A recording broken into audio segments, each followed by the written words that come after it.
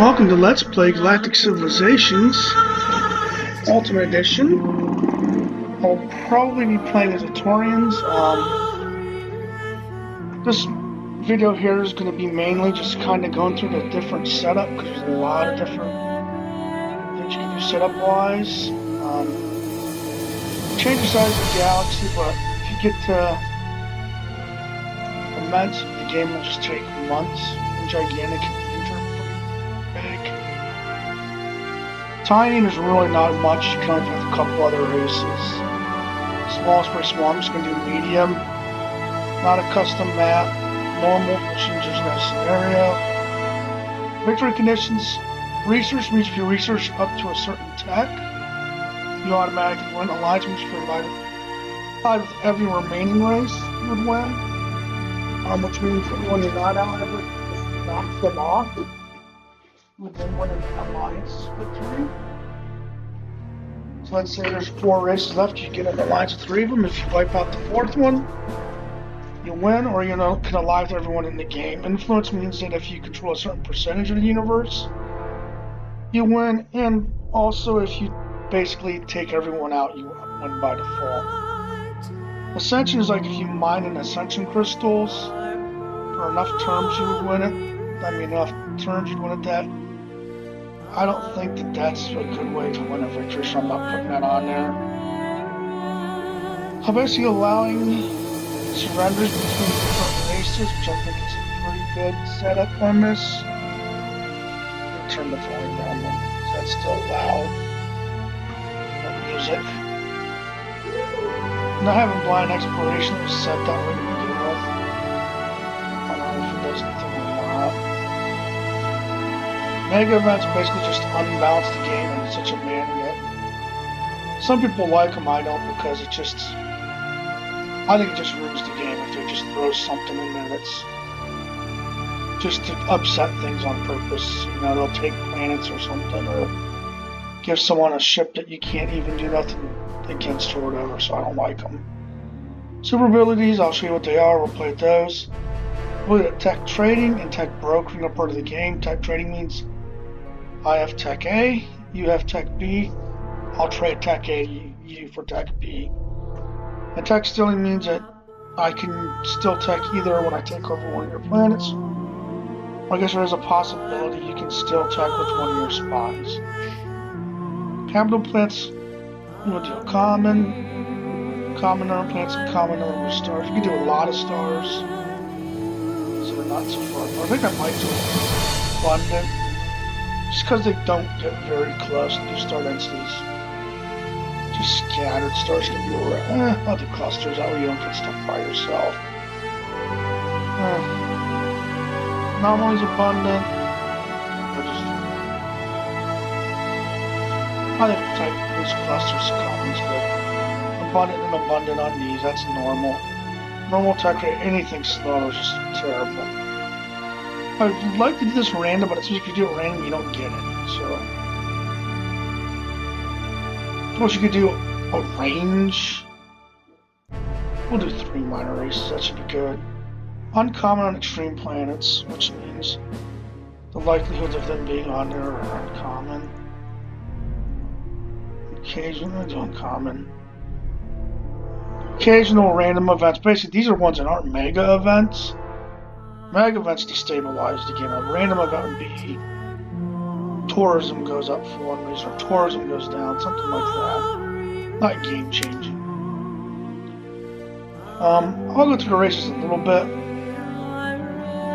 These guys here are considered an evil race. They were basically robot slaves, and they were slaves to these guys up here, who, despite the fact that they created robot slaves for themselves, considered a good race. But these guys eventually beat those guys out of the planet, and they had to move or move on. These will give you your different abilities. 6 logistics is about normal. 6 or 7. I think there's one race that has 5, which is like good loyalty. 100 means that they're not likely to switch sides. Soldiering is basically your ability to fight on another when you're on the planet. When you invade a planet, that's also one of those too. Social military production is nice. They have the plus 20. Plus 10 in economics is kind of nice too. You kind of need those because they have a weird tech tree that gives them no economics at all. They have very few economic structures that have a weird tech tree, so they do kind of need these to make up for that. And the plus 10 in miniaturization is nice. I think it's a 10% bonus. It might come in handy here and there. I don't think it does a big deal with them though. Super isolations, if you click here, it'll tell you that they can colonize barren worlds by default, which is an extreme world. Just traveling through their space, move more slowly, which can be nice. They get caps it down. I don't know if it takes off so many movements. They get caps it down at like 3 movements. Torians, where I am going to play with. Plus 10 morale is good. Morale lets you raise taxes. Lets you have more people on a planet before they start getting more. Population's good because more people's more taxes. The hit on logistics is one of the higher ones. Super breeder means if you got 100% approval, you'll grow your population super fast. So that's really big. These guys have a speed disadvantage, which kind of hurts because it hurts in getting out to colonies, and it also hurts when you gotta move stuff around. And I believe that they have zero text for better engines too, so their speed bonus really hits these guys hard. Hit points, it's nice, but this means your ships will have more hit points than the next ship by default, but if you're beating a ship bad enough, that's only going to help in a close battle. Soldiering, that's an actually plus 10. It'll help a little bit in planetary invasions, nothing great. Super Warrior lets them have the first strike in battles. Those kind of go together with the hit points to help them in close battles. If you're outclassing them, that's not going to save them. These guys have a weapons disadvantage, so they do need to have better weapons. They pretty much have to outclass their opponents to beat them in battle, but they have a plus 25 research will help that. And a plus 6 on plus 5 on logistics is kind of bad because I think everyone else has 6 or 7. These both had 8, which is on the higher end. Super Organizer means supposedly anyone that's got a good race will rally to your side, and if you get attacked, they'll rally to your side. It does not force you as a player to do that. They'll ask you, but it don't force it. But let's say I'm playing with these guys, and these guys, and these guys on the same map, and they all stay good, and someone attacks them, or I attack them, everyone's going to jump on whoever attacked and say these guys. Or declare war these guys, and these guys, and these guys will go after them.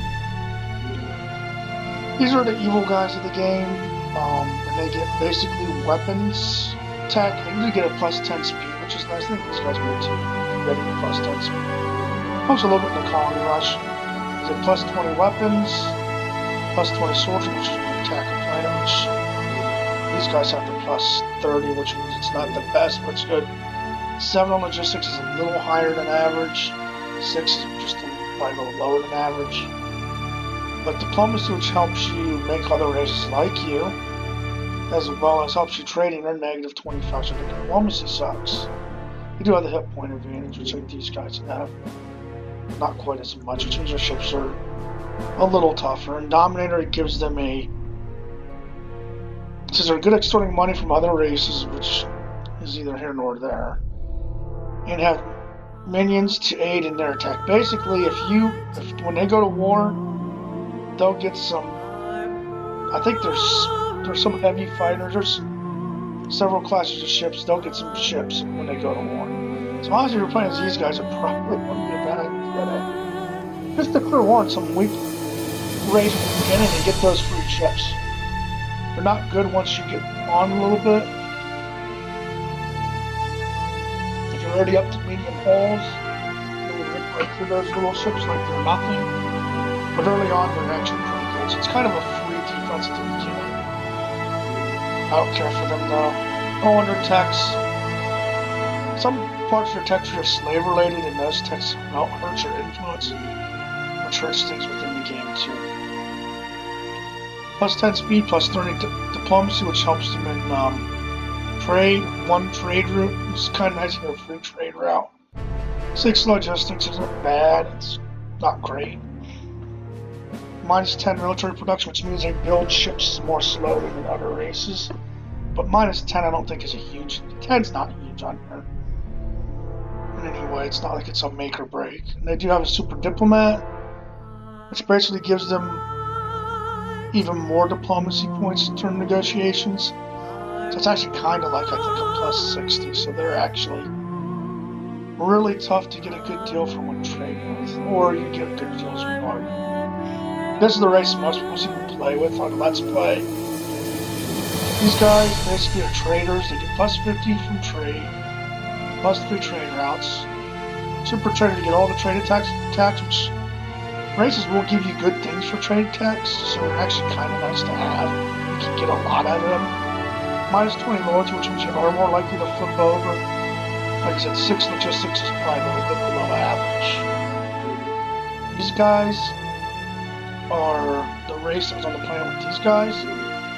I think they're considered good too, although what they're really good at is getting other races to fight each other. Which I don't know why that would be a good race. So they fight people. These guys here nearly wiped these guys out. And these guys here made themselves slaves, and these are the good races on the game. I don't have the alignments. These ones and the humans are the ones that align as a good race and virtuous.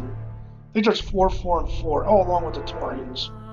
Which these ones were slaves to these guys. These guys are the good races. They're the only one that really seems to be actually good. There's evil of that many.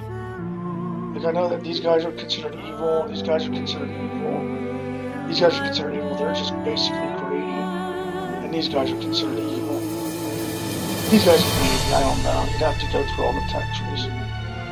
But these guys basically get plus 1 trade route, 8 logistics, which is a little higher than average. Or 2 more than average. Plus 50 soldiering, which does give them the best soldiering bonus. Plus 30 diplomacy, which is the best diplomacy advantage. But they got the super trader. Take advantage of that. But they have negative 20 population growth. That hurts because you do need to grow your colonies fast so you're not losing money on them. And they got the manipulator, which basically makes... I guess it's easier to bribe races to go to war with each other. And if they're in the game, they will bribe races to go to war against you. It's actually one of the ones that's a little nasty that you probably don't want to play against because of that.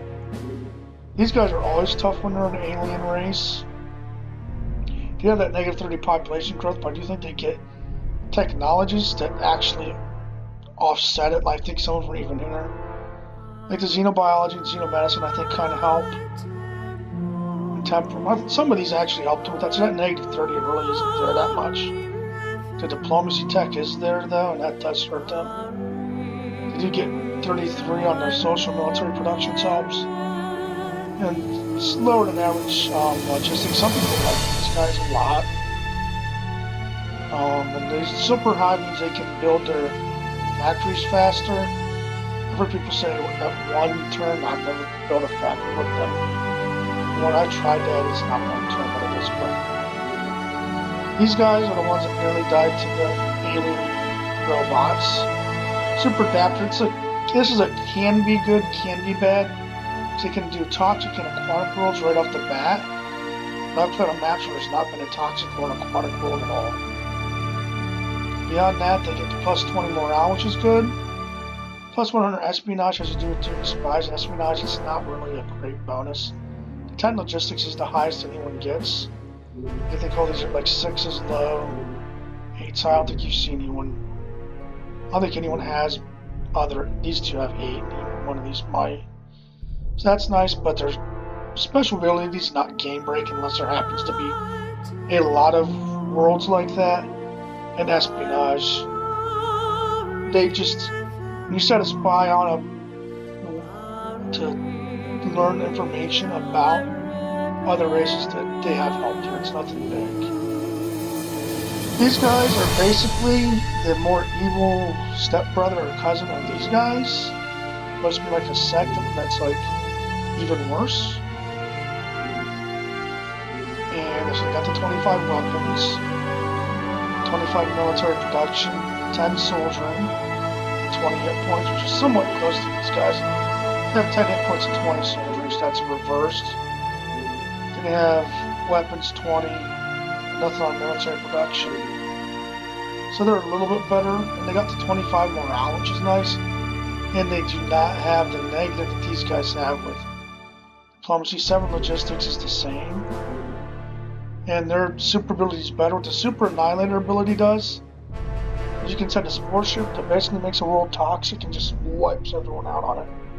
So if you actually, as the Korath, tech up toxic world colonization, I think these guys have toxic, so you could, I don't know if you would kill them, but all these other races you would kill with that. The support ship's a pretty nasty thing. I don't like it. But the idea there is you can't let them get to you. And it'll tell you if it's a support ship or if it's a regular troop ship when it's coming at you. You basically have to intercept them before they get to your worlds. These guys are one of the better races here because they got plus 50 morale, plus 10 influence, plus 25 diplomacy, like I said, espionage is used. 6 in logistics is a little low. So the only ones I think really hurt the logistics is the 5 of them. That's the lowest. There's a lot of 6s and 7s, a few 8s and a 10 in there. I think 6 is what you get if you do a custom race, but you can make a much better race custom than you actually start with. And this basically lets you build, the counter espionage centers. You can build counter espionage centers. You start out with a spy. Not a great bonus. Like I said, we're going. These guys, I think they're the best ones because they can grow fast. Have a somewhat nice tech tree. One thing that they don't let you do is redo your text. So overview, this will just say what I'm at right now. Since it's not a custom one, I'll just leave the name Laz Kenzintha as the name here. Abilities. This is where you customize your race a bit. You get 8 points with these guys. I don't think anyone gets more than 10. There might be one more less. If you do a custom race, you get 15, but you don't start off with. I start off with these. Good places to put them in my opinion. Courage, not so much. Creativity will give you a tech every once in a while. You might get lucky. I think it's worth a point. Luck's another one you can put one in sometimes.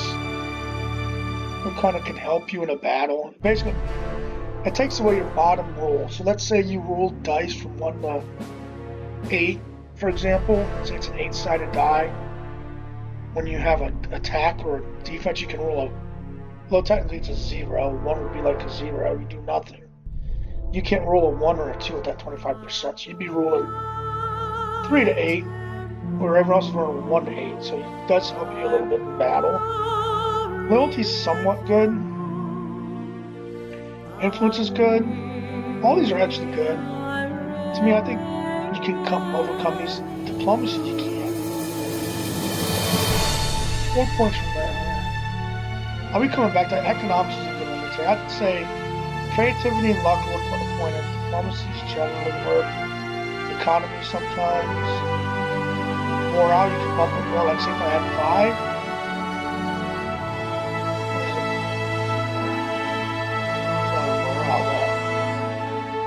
Click it. So if I click morale, put a point in there and it'll bring me up by 10. Inequality is not worth doing because if you do 10% or 20%, it's not going to bring you. It's going to give you like a square or 2 on each planet. If I did 8 points on that, I would have no points left at all. Pop growth is a good one. They have good pop growth. You can add range. You can add sensors. You can do that anyway. Repair. Research is kind of good. Enemies, the production ones you can get anyway. Weapons, I don't think trade. The only way I do weapons would be if I had the alternates because I have a small disadvantage just to erase that maybe. But in all honesty, the best ones to put them in tend to be morale, diplomacy. So I'm gonna go 20% diplomacy will put me on par with most anybody. That's about 2 points. I'm probably just going to drop those 2 points. I don't know if I need to. I already have plus 10. If I do that, I'll do 10 there, and then I'll do plus 20. I'll have 1 point to go somewhere else. This is such an important thing, and I think adding 10%. Oh, you have to have 2 points to do this. You can't do economics. Give me 1 point for 5%. I'm just going to put it all in morale. That'll give me 25 morale, 10 pop growth, which I already have good pop growth. It's either, well, I'll do that way. 20 on diplomacy, 25 on luck, 25 on creativity and logistics. Political, you pick a party. I think when you're, basically they tend to be, this is what they give you 20% economics. I think the way political works is if you have when you tech a better government, it actually gives you a little bit better. I think this is supposed to give you luck, pop growth, defense and economics, technology is decent. That one's actually not a bad one. This one I don't like. This one I really don't like. This one I don't like. Populous isn't bad, technology isn't bad. Universalis, they do give you some defense, they do give you some pop growth, they do give you a little bump to economics, they do give you some luck, which is when you're in a government type, so you probably need that luck more. I'll go with them. You know, it's I'm fine on. They're kind of weird ships, so I'll start the next video with the first turn.